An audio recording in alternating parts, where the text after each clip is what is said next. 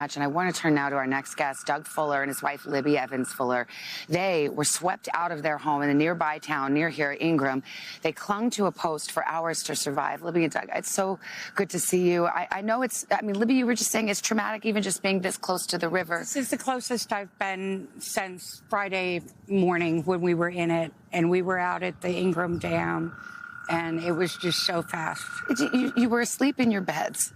And what happened? Tell me how this unfolded. I got up because it was raining and saw a stranded motorist, basically, that was riding out the storm, and went to offer to take him a cup of coffee. And we started seeing water come to the middle of the parking lot. And I went inside to let her know kind of what was going on, and when I looked back, basically our car started floating away. And that quickly, before she could even get fully dressed, water started coming in through the door. And it rose so high that we got on our mattress. We were able to touch the ceiling. This is a matter of moments. Yeah. Oh, it was 5 feet of water in less than 5 minutes inside the house. I thought it was going to get wet on the floor, maybe muddy. No, we were up, and then he had the good mind to hide his guitars in the attic. We had a panel over where the bed was, and he could put it kind of in the crawl space, and he got up there and put his guitars, and his stepfather was able to go get them for him a couple days later. So the water comes up, you're able to stash your guitars, your lifeblood, you're a musician. Yeah. Then you're holding onto the door frame of your home. And what were you thinking in those moments? That I don't want to lose her, and that if I lose her, then I might as well go too. It got really terrifying. We didn't want to go out the door. We didn't want to get sucked into it, but we didn't want to necessarily be trapped in the house and drown that way. So we hung in the door as long as we could, and eventually we got a big surge and it sucked us out. The water eventually did sweep you away, and you found a post to hold on to? There's support posts in front of the house. There's an awning, and there was a guy already hanging on. My neighbors were out there as well, hanging on for dear life. And I grabbed his hand. She was able to grab mine. And we hung on for about the next hour and a half, maybe. Or longer, yeah. And, we were at the roof line. That's how high the water got. And we watched buildings disintegrate, cars floating by. It was, I really thought that might be the end. And by some miracle, the water receded. We got our feet on the ground, and we just kind of stood around not knowing what to do.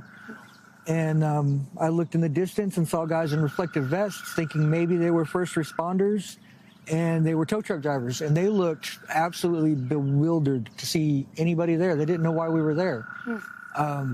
And we told them we'd been hanging on through this whole thing. And we had to hang on until the water actually receded all the way back down feet until we could finally touch the walkway in front of our house.